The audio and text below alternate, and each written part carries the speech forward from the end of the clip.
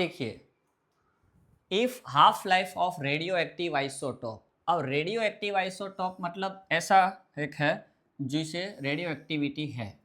अब आपको पता होगा कि ऑर्डर ऑफ रिएक्शन जो होती है वो zero order, first order, second order, इस तरह की रिएक्शन होती है ना। तो रेडियो एक्टिविटी जब दिखाने वाली कोई रिएक्शन आपको दे, रेडियो एक्टिव एलिमेंट्स, तब उसे आपको फर्स्ट ऑर्डर ही कंसीडर करनी है। मतलब जितनी भी रेडियो एक्टिविटी वाली रिएक्शन होगी वो फर्स्ट ऑर्डर में हम लेंगे। अब आपको क्या दिया है, हाफ लाइफ ऑफ T1/2 किसके लिए, first order. First order reaction जो है रेडियो एक्टिव आइसोटॉप्स, उसकी हाफ लाइफ हमें दे दी है 100 ईयर्स। 100 ईयर्स इसकी हाफ लाइफ है। आपने जो पढ़ा होगा वो ये पढ़ा होगा कि फर्स्ट ऑर्डर के लिए T1/2 की वैल्यू 0.693/K, जिसमें ये जो होता है वो होता है रेट कांस्टेंट। क्या होता है, रेट कांस्टेंट। पर यहाँ रेट कांस्टेंट की बात ही नहीं की है, तो इसका मतलब ये हुआ कि हमें उसके तरफ नहीं जाना है। आपको एक नई फॉर्मूला याद रखनी है कि T1/2 for the first order के हाफ लाइफ की 0.693/λ, और दूसरी T एवरेज लाइफ, इसकी एक फॉर्मूला आपको याद रखनी है 1/λ। ओके, तो अब आप देखिए कि आपके पास क्या है, लैम्बडा इज इक्वल टू 0.693/100, क्योंकि T1/2 नीचे आ जाएगा, और यहाँ आप रख दो तो 1/0.693/100, तो क्या हो जाएगा 100/0.693। ये करीब करीब 144 आता है, मैंने करके रखा है, करीब करीब 14 ईयर्स। ओके, तो ये हमें मिलेगा। ये वाली फॉर्मूला इसमें नहीं चलेगी क्योंकि ये इसमें एप्लीकेबल ही नहीं है। ओके, तो ये दोनों नई फॉर्मूला आपको याद रखनी है। द स्टैंडर्ड रिडक्शन पोटेंशियल, अब देखिए स्टैंडर्ड रिडक्शन पोटेंशियल वैल्यू मतलब E0A plus A, E0B plus B, E0C plus C, ये आपको दिया हुआ है। कितना दिया है, तो 0.68 माइनस 2.54 माइनस 0.50। ओके, अब आप देखिए आपको पूछा क्या है, order of their reducing power. आपको रिड्यूसिंग पावर को दिखाना है, किस ऑर्डर में दिखाना है, तो ओके, ऑर्डर इन्होंने दे दिया है डिक्रीजिंग ऑर्डर। डिक्रीजिंग ऑर्डर के अंदर आपको इसकी रिड्यूसिंग पावर दिखानी है। अब एक चीज याद रखिए कि यहाँ दूसरे का रिडक्शन करना, रिड्यूसिंग पावर मतलब दूसरों को रिडक्शन करना, तो ये रिड्यूसिंग, ये क्या दिखा रहा है, रिड्यूसिंग एजेंट का काम कर रहे हैं। अब रिड्यूसिंग एजेंट किसे कहेंगे, तो रिड्यूसिंग एजेंट मतलब सेल्फ ऑक्सीडेशन, जो खुद का ऑक्सीडेशन करेंगे वो ही दूसरे का तो रिडक्शन करेंगे। तो यहाँ हमें जब भी आपको रिड्यूसिंग पावर पूछा हो, मतलब सेल्फ ऑक्सीडेशन की ऑर्डर पूछी हो, तब आपको मेरी एक सुझाव है कि स्टैंडर्ड ऑक्सीडेशन पोटेंशियल वैल्यू को कन्वर्ट कर दो। जब भी आपको रिड्यूसिंग पावर मतलब रिड्यूसिंग एजेंट मतलब सेल्फ ऑक्सीडेशन वाली ऑर्डर पूछे तो स्टैंडर्ड ऑक्सीडेशन पोटेंशियल वैल्यू चाहिए। उसी तरह अगर आपको ऑर्डर ऑफ ऑक्सीडाइजिंग एजेंट पूछा हो, मतलब सेल्फ रिडक्शन की पावर पूछी हो, तो आपको रिडक्शन पोटेंशियल वैल्यू में जाना चाहिए, सीधा आंसर मिलेगा। देखिए आप आधा पढ़ो, आधा उल्टा है। रिड्यूसिंग एजेंट मतलब दूसरे का रिडक्शन करना है। अब दूसरे का रिडक्शन करना है मतलब सेल्फ क्या होगा, ऑक्सीडेशन। अब खुद का ऑक्सीडेशन का मतलब क्या हुआ कि खुद कब ऑक्सीडाइज हो सकता है, तो जिसकी स्टैंडर्ड ऑक्सीडेशन पोटेंशियल वैल्यू ज्यादा, उसकी ऑक्सीडेशन पहले होगी। जैसे कि मैं ये बात करूं कि यहाँ आपको स्टैंडर्ड रिडक्शन पोटेंशियल वैल्यू दी है, इसको आपको ऑक्सीडेशन में कन्वर्ट करना है, A plus, B plus, C plus. तो स्टैंडर्ड ऑक्सीडेशन पोटेंशियल वैल्यू क्या होगी इसकी उल्टी, -0.68 प्लस 2.54 प्लस 0.50। ओके, आपको कुछ नहीं करना, रिड्यूसिंग पावर, सेल्फ ऑक्सीडेशन, इसलिए ऑक्सीडेशन पोटेंशियल वैल्यू में कन्वर्ट करो। अब आप सोचो इसमें से सबसे ज़्यादा ऑक्सीडेशन पोटेंशियल वैल्यू किसकी है, इसकी है, तो इसका मतलब ये सबसे पहले ऑक्सीडाइज होगा। अगर खुद का ऑक्सीडेशन पहले करेगा, इसका मतलब दूसरे का रिडक्शन सबसे पहले करेगा, तो इसकी जो रिड्यूसिंग पावर है वो हाईएस्ट होगी। तो इसकी रिड्यूसिंग पावर हाईएस्ट हो वो कौन है, देख लीजिए बी। उसके बाद इन दोनों में रिडक्शन ऑक्सीडेशन पोटेंशियल वैल्यू किसकी ज्यादा है, तो सी की है, देखिए, है ना। तो इसका मतलब क्या हुआ, इसका मतलब ये हुआ कि इसके बाद खुद का ऑक्सीडेशन सी करेगा, तो ये सी भी अवेलेबल है और लास्ट में ये वैल्यू है। तो मैं आपको ये सुझाव देना चाहूँगा कि अगर आपको ये पूछा हो कि रिड्यूसिंग पावर, तो आपको क्या करना है, reducing power oxidation potential value में कन्वर्ट करके इंक्रीज डिक्रीज ऑर्डर फिर आप लगा सकते हो, है ना, वो तो अपने आप हो सकता है। Aniline on nitration in presence of concentrate HNO3 and H2SO4। अब देखिए, एनिलीन का मतलब ये हुआ कि हमें एरोमेटिक कंपाउंड की बात कर रहा है, और एरोमेटिक कंपाउंड के अंदर आपने ऐसा पढ़ा होगा कि जो एरोमेटिक कंपाउंड्स होते हैं वो एरोमेटिक कंपाउंड, ये नाइट्रेशन सजेस्ट कर रहा है, HNO3 प्लस H2SO4, मतलब क्या कह रहे हैं, नाइट्रेशन। और नाइट्रेशन मतलब इलेक्ट्रोफिलिक सब्स्टिट्यूशन रिएक्शन, ये हमें किसकी बात कर रहा है, इलेक्ट्रोफिलिक सब्स्टिट्यूशन रिएक्शन। अब एरोमेटिक कंपाउंड में आपने दो तरह के रिएक्शन देखी होगी, ऑर्थोपेरा एंड मेटा। अगर एरोमेटिक कंपाउंड के साथ इलेक्ट्रॉन डोनेटिंग ग्रुप अटैच है तो वो ऑर्थोपेरा प्रोडक्ट देगी, और अगर इलेक्ट्रॉन विड्रॉइंग ग्रुप अटैच है तो वो मेटा डायरेक्टिंग हमें देगा। अब हमें ये भी तो पता होना चाहिए कि वो इलेक्ट्रॉन डोनेटिंग है या इलेक्ट्रॉन विड्रॉइंग है। अब देखिए, यहाँ जो नाइट्रोजन के पास लॉन पेयर है वो कॉन्जुगेशन में है, मतलब क्या करेगी, इस तरह वो रेजोनेंस में जाएगी। तो रेजोनेंस से हमें क्या मिलेगा, तो देखिए हमें रेजोनेंस से मिलेगा, देखिए ये डबल बॉन्ड NH2 पॉजिटिव में कन्वर्ट हो जाएगा, है ना।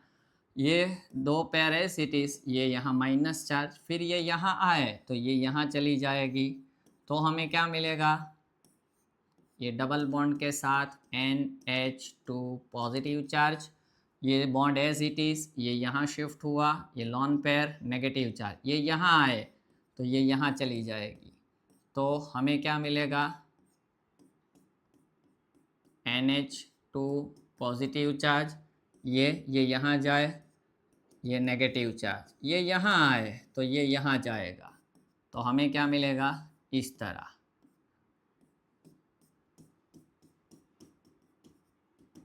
है ना, ये रेजोनेटिंग स्ट्रक्चर।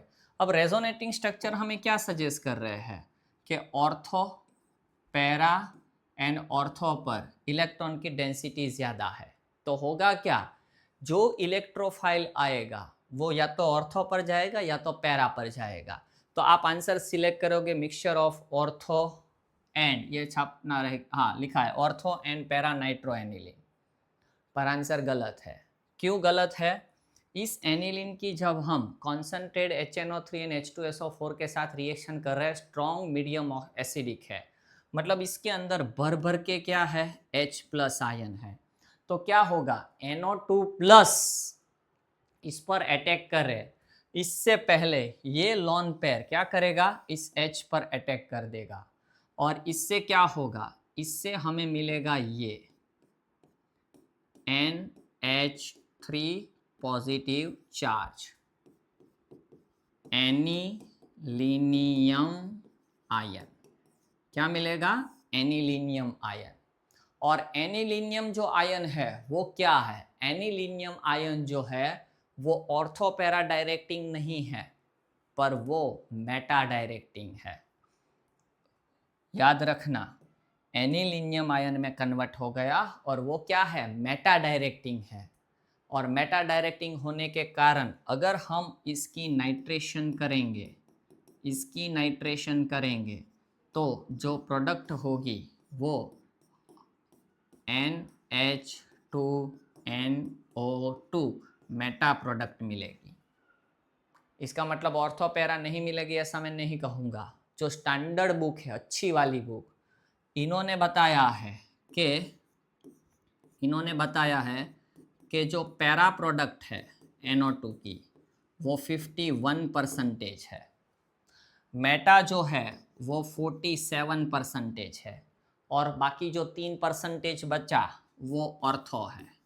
बाकी 3% जो है वो ऑर्थो है। ऑर्थो कितनी है? 3%।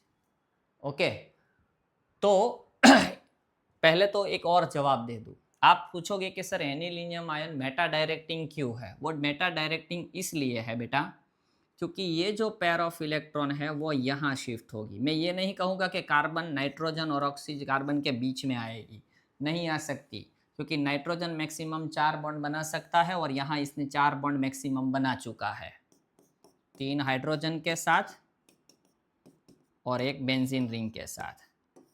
तो होगा क्या? ये पेयर यहाँ आएगी, नाइट्रोजन ऑक्सीजन के बीच में, कार्बन के बीच में नहीं आएगी, और यहाँ आएगी तो यहाँ कौन सा चार्ज होगा? पॉजिटिव। फिर जब ये यहाँ शिफ्ट होगा तो पॉजिटिव चार्ज यहाँ होगा, ये यहाँ शिफ्ट होगी तो पॉजिटिव चार्ज यहाँ होगा। तो ऑर्थो और पैरा पर तो पॉजिटिव चार्ज आ गया, और अगर ऑर्थो और पैरा पर पॉजिटिव चार्ज है इसका मतलब ये हुआ कि मेटा पर इलेक्ट्रॉन की डेंसिटी ऑर्थो और पैरा की कंपैरिजन में ज़्यादा है, and due to that NO2 meta पर जाएगा। अब आप कहोगे तो सर हमें आंसर तो लिखना चाहिए mixture of ortho nitro and para nitro. देखो, मेजर प्रोडक्ट का मतलब हम करेंगे एक, और इसीलिए यहाँ पैरा भी नहीं लिखेंगे, आगे पैरा नहीं लिखेंगे। यहाँ हमें जो दिखानी है भले 47 है, पर ये वाली जो है वो मेजर प्रोडक्ट है। अब आप कहोगे कि क्यों ऐसा? वो ऐसा इसलिए क्योंकि ये रिएक्शन कंडीशन के हिसाब से शायद ये वरी करता हो, बदलता हो, इसीलिए अच्छे लोगों ने इसको जो दिखाया है वो इसी तरह दिखाया, और हम भी इसे इसी तरह जाएंगे। तो आंसर क्या होगा? Meta nitro aniline. Okay, the conversion of phenols to salicylic acid can be achieved. हमारे पास फिनॉल है और फिनॉल में से सैलिसिलिक एसिड मिल रहा है, मतलब कुछ इस तरीके की ये बात कर रहा है। ये है फिनॉल, इसमें से सैलिसिलिक एसिड।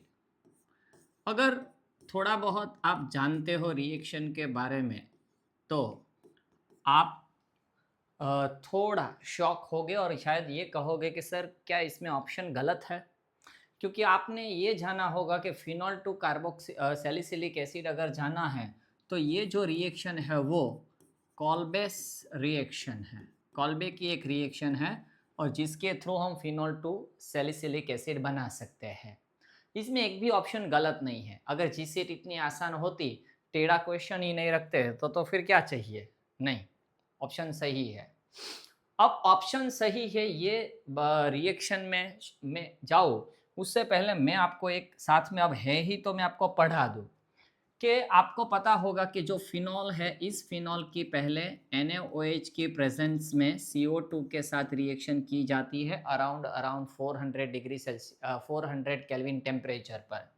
तो इसमें से हमें सबसे पहले मिलता है ONA और यहाँ COONA ऐसे मिलता है सॉल्ट। फिर एसिडिफिकेशन होके हमें सैलिसिलिक एसिड मिलता है।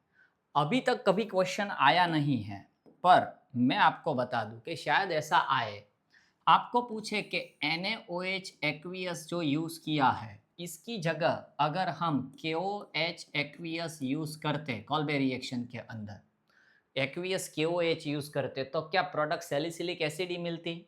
अगर आप केमिस्ट्री जानते हो तो आप कहोगे ये भी बेस है, ये भी बेस है, तो हाँ सैलिसिलिक एसिड मिलेगी, पर आपकी आंसर गलत होगी।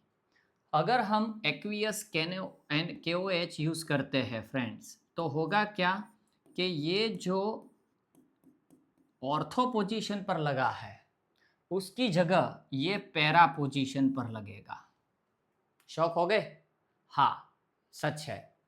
अब तो ये क्वेश्चन होगा कि Na की प्रेजेंस में ये ऑर्थो पर क्यों जाता है? Na की प्रेजेंस में ऑर्थो पर जाने का रीज़न जो है इसका, वो ये है कि जब ये इसमें कन्वर्ट होता है तब Na जो है प्लस ये क्या करता है कि यहाँ एक साइक्लिक स्ट्रक्चर क्रिएट करता है, मतलब एक रिंग जैसा क्रिएट करेगा और आने वाले कार्बन डाइऑक्साइड को ये ऑर्थो पर भेजेगा। पर इसमें से बनने वाले K प्लस के पास ऐसी कैपेबिलिटी नहीं है कि वो ऐसे मेंबर 6 मेंबर रिंग बना के CO2 को ऑर्थो पर भेजे। नहीं, ये CO2 को ऑर्थो पर नहीं भेजेंगे, पर ये रिंग ही नहीं बना पाता वो, इसीलिए वो पैरा पर चली जाती है। अभी तक ये क्वेश्चन कभी आया नहीं है, पर आगे शायद आ जाए। आगे जाए, क्या अब ऑप्शन गलत है? नहीं, ऑप्शन गलत नहीं है। अगर मैं कहूँ कि इसका जो आंसर है वो सी राइमर टाइमन है, तो भी आप सोच में पड़ जाओगे कि सर राइमन टाइमन हमने पढ़ी है, उसमें तो हमने ये पढ़ा था कि जो फिनॉल है, इस फिनॉल की NaOH के साथ रिएक्शन करे सबसे पहले तो सोडियम फिनॉक्साइड मिलेगा। इसके बाद अगर हम इसकी रिएक्शन क्लोरोफॉर्म CHCl3 की प्रेजेंस में करें तो जो है वो हमें इस तरीके का स्ट्रक्चर मिलेगा, O- Na प्लस CHCl2, है ना। फिर आप कहोगे कि सर यहाँ से हाइड्रोलिसिस वाटर होगा तो हमें O- CHO ये मिलेगा, और फिर एसिडिफाई करो तो हमें सैलिसाल्डिहाइड मिलेगा। ऐसा हमने कुछ पढ़ा है, आपने ये पढ़ा है, और आप कहोगे कि फिनॉल टू सैलिसाल्डिहाइड राइमर टाइमन होनी चाहिए। क्या आप बोल रहे हो? इससे भी पहले कि ये आंसर सही है, ये गलत नहीं है, उससे पहले मैं इसकी मैकेनिज्म करवा दूं, क्योंकि जब अब हमारे पास ऑप्शन है ही अवेलेबल तो फिर हम क्यों ना इसको यूज़ करें। अब देखिए, सबसे पहले तो मैं ये बात करूं कि आपने जितनी फिनॉल की रिएक्शन देखी है, मोस्ट ऑफ रिएक्शन के अंदर पहले NaOH के साथ रिएक्शन करवाएंगे। ये जो फिनॉल है, इस फिनॉल की सबसे पहले किसके साथ रिएक्शन कराएंगे? NaOH के साथ रिएक्शन कराएंगे। क्यों ये लोग NaOH के साथ रिएक्शन करवाते हैं? ऐसा करवाने से होगा क्या कि ये जो है वो सोडियम फिनॉक्साइड में कन्वर्ट हो जाएगा। सॉरी, ये minus O minus Na plus sodium phenoxide में कन्वर्ट होगा। ऐसी कोई भी रिएक्शन देनी हो इलेक्ट्रोफिलिक वाली, तब फिनॉल को सोडियम फिनॉक्साइड में कन्वर्ट किया जाता है। क्यों? अब देखिए, फिनॉल में ऑक्सीजन के पास कितनी लोन पेयर है? 2, और वो डोनेशन करके इस रिंग के अंदर इलेक्ट्रॉन रिच बनाने की ट्राई करेंगे। पर आप सोचो कि जब 3 लोन पेयर होगी तब डोनेशन की चांसेस क्या हो जाएगी? बढ़ जाएगी। इसका मतलब ये हुआ कि 2 लोन पेयर की कंपैरिजन में जब 3 लोन पेयर के साथ रिएक्शन होगी, ये जो होगा ऑक्साइड आयन, वो इलेक्ट्रॉन ज़्यादा से ज़्यादा रिंग में भेज सकेगा ताकि रिएक्शन इजीली हो सके, और इसीलिए फिनॉल की पहले बेस के साथ रिएक्शन करवा के फिनॉक्साइड में कन्वर्ट करवाते हैं। आगे जाए हम, अब क्लोरोफॉर्म यूज़ किया है। क्लोरोफॉर्म के अंदर क्या है? तो क्लोरोफॉर्म के अंदर CHCl3। अब बेस के साथ रिएक्शन हो रही है पहले, तो बेस के साथ रिएक्शन होके क्या मिलेगा? -H2O। इसका मतलब क्या हुआ? इसका मतलब ये हुआ कि ये जो पेयर ऑफ इलेक्ट्रॉन है वो कार्बन पर चली जाएगी, और यहाँ से रिलीज क्या होगा? H प्लस रिलीज होगा जो H2O में कन्वर्ट हुआ। तो इससे हमें क्या मिलेगा? इससे फ्रेंड्स हमें नेगेटिव चार्ज ये मिला। आगे क्या होगा, आगे जाके इसके अंदर से Cl माइनस जो अच्छा लिविंग ग्रुप है ये पेयर ऑफ इलेक्ट्रॉन लेके यहाँ से निकल जाएगा। अगर पेयर ऑफ इलेक्ट्रॉन लेके निकल जाएगा तो हमें क्या मिलेगा, देखना अच्छे से इसको। अब पेयर ऑफ इलेक्ट्रॉन लेके चले जाएगा तो क्या होगा, ये कार्बन, इसके पास 2 क्लोरीन रह गए, 2 क्लोरीन रह गए, एक लॉन पेयर रह गई। अब इसका नेगेटिव चार्ज चला जाएगा, क्यों, क्योंकि यहाँ 2 इलेक्ट्रॉन थे। अब जब ये क्लोरीन है, ये दोनों पेयर ऑफ इलेक्ट्रॉन लेके चली जा रही है तो एक इलेक्ट्रॉन कार्बन ने लूज कर दिया। अब ऑलरेडी नेगेटिव चार्ज था, इसलिए एक इलेक्ट्रॉन चले जाने से उसका माइनस चार्ज चला गया। और ये क्या है, ये है डाई क्लोरोकार्बिन। आपने एक सुना होगा इंटरमीडिएट। इंटरमीडिएट और ट्रांजिशन स्टेट में डिफरेंस है। What is the difference between intermediate and transition state? YouTube पर मैंने एक वीडियो डाल रखी है इन दोनों के बीच के डिफरेंस की, वो देख लेना, जीसेट के लिए काम लगेगा। तो ये इंटरमीडिएट है, आप वहीं देख लेना कि इंटरमीडिएट और ट्रांजिशन स्टेट में डिफरेंस क्या है। अब क्या होगा कि ये जो कार्बिन है, ये कार्बिन क्या करेगा, इस फिनॉक्साइड पर अटैक करेगा। और फिनॉक्साइड पर अटैक करेगा तब क्या करेगा, अब देखिए कैसे अटैक करेगा वो भी मैं आपको बता दूं कि जैसे कि ये फिनॉल है, ओके, ये सोडियम फिनॉक्साइड आयन है, तो होगा क्या, यहाँ एक H भी होगा, है ना, बेंजीन।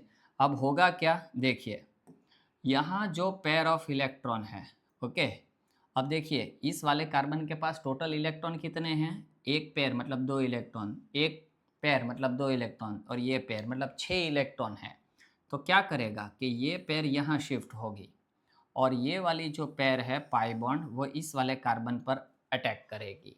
तो इससे हमें मिलेगा क्या, इससे हमें मिलेगा क्या, अब देखिए ये दोनों बॉन्ड एज इट इज़ रह जाएंगे, ये O डबल बॉन्ड में कन्वर्ट हो जाएगा, ये हाइड्रोजन यहाँ पर रह जाएगा, और ये पेयर यहाँ गई तो ये वाला कार्बन जो है वो 2 क्लोरीन, एक लॉन पेयर और नेगेटिव चार्ज के साथ यहाँ रहेगा। अब क्यों नेगेटिव चार्ज आ गया, क्योंकि ये पेयर ऑफ इलेक्ट्रॉन इसने यूज़ की बॉन्ड फॉर्मेशन के लिए। अब क्या होगा, अब मैं ये निकाल रहा हूँ, आप ज़रा देख लेना, लिख लेना मतलब, क्योंकि ये मुझे ज़रूरत है तो मैं ये निकाल देता हूँ, जितना हो सके उतना रखूँगा। अब देखिए अब क्या होगा, अब ये जो हाइड्रोजन है, अब ये पेयर यहाँ चली जाए वापस और ये वाला इस पर चला जाए, ओके, तो हमें क्या मिल सकता है, तो हमें यहाँ से सी, हाँ यहाँ से हाइड्रोजन चला गया, पहले मैं पूरा लिख दूँ। अब देखिए ये दोनों बॉन्ड एज इट इज़, ये double bond as it is. अब ये पेयर यहाँ चली गई तो क्या ये डबल बॉन्ड रहेगा, नहीं रहेगा, पर ये किस में कन्वर्ट हो जाएगा, सिंगल बॉन्ड में कन्वर्ट होगा, तो O वापस नेगेटिव चार्ज, है ना। अब ये पाई CH का जो पाई बॉन्ड सिग्मा बॉन्ड था वो यहाँ आ गया, मतलब यहाँ बॉन्ड फॉर्मेशन हो गई। अब कार्बन क्या करेगा, कार्बन के पास देखिए एक लॉन पेयर है ना, एक लॉन पेयर, और ये हाइड्रोजन यहाँ से किस तरह रिलीज होगा, H प्लस के फॉर्म में रिलीज होगा, तो ये वाली पेयर जो है वो इस पर अटैक कर देगी। तो इससे हमें क्या मिलेगा, तो इससे जो फ्रेंड्स हमें जो मिलेगा वो CHCl2, जो ये वाला इंटरमीडिएट था वो। तो आपको एक और क्वेश्चन मिल गया कि राइमर टाइमर रिएक्शन के अंदर रीअरेंजमेंट में कौन सा इंटरमीडिएट जनरेट होता है, तो डाइक्लोरोकार्बिन या तो कार्बिन जनरेट होता है। फिर तो अब तो आसान है, अब इसकी वाटर के साथ रिएक्शन करो, H2O, H2O वाटर के साथ इसकी रिएक्शन करो आप, तो क्या मिलेगा आपको,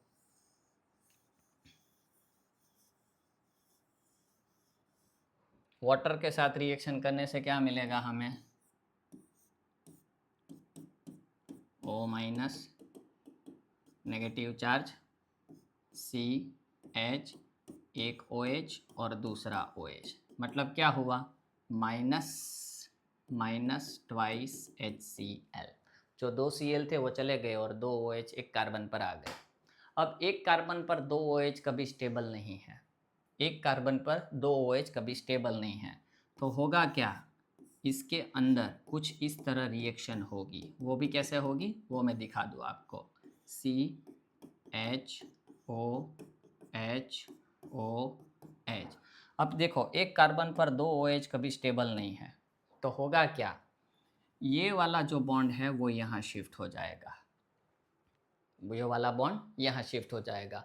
मतलब किस में कन्वर्ट हो गया? कार्बोनिल में कन्वर्ट हो गया। तो कार्बोनिल में कन्वर्ट होने से क्या होगा कि यहाँ से हमें क्या रिलीज होता हुआ दिख रहा है? H+। और यहाँ से क्या रिलीज होगा फ्रेंड्स? तो यहाँ से OH-, मतलब -H2O रिलीज होगा, है ना। और -H2O रिलीज होगा तो हमें क्या मिलेगा? सैलिसल्डिहाइड। क्या मिलेगा? सैलिसल्डिहाइड, है, सैलिसल्डिहाइड। तो इस हिसाब से तो आप कहोगे कि ये आंसर गलत है राइमर टाइमर, पर आपको अब कह दूँ कि अगर हम फिनॉल की क्लोरोफॉर्म विथ NaOH रिएक्शन करेंगे तो सैलिसल्डिहाइड प्रोडक्ट मिलेगी। पर इसकी जगह अगर आप इसकी जगह क्लोरोफॉर्म की जगह अगर आप CCl4 यूज़ करते हो, if we will use CCl4 in Rymer टाइमन reaction, तो जो हमें राइमन टाइमन रिएक्शन के अंदर CCl4 रिएक्शन देगा वो कौन सी देगी? सैलिसल्डिहाइड। अब देखिए वो हमें कैसे देगा। तो मैं, आप लोग जब लिखो तब, ये एक बार ऐसा हो रहा है, अब मैं दूसरी बार स्लाइड बचा के रखूँगा, थोड़ी मतलब एक्स्ट्रा लगा के रखेंगे हम, है ना। मैं इतना ही मिटाऊँगा, बाकी का रखते हैं, आप लोगों को लिखना हो तो काम लगे। अब देखिए क्या होगा कि अगर हम CCl4 यूज़ करते हैं तो होगा क्या? होगा ये कि यहाँ ये Cl लगेगा, और Cl लगेगा तब वाटर के साथ हाइड्रोलिसिस होगी। वाटर के साथ हाइड्रोलिसिस होने से क्या होगा? वाटर के साथ हाइड्रोलिसिस करने से एक OH यहाँ, एक OH यहाँ, एक OH यहाँ। मैंने कहा था एक कार्बन पर 2 OH नहीं रह सकते, इतने यहाँ तो मैंने कितने डाल दिए? 3 डाल दिए। तो होगा क्या? वाटर एलिमिनेट हो जाएगा और इससे हमें क्या मिलेगा? Salicylic acid. ओके, चलिए मिलते हैं नेक्स्ट।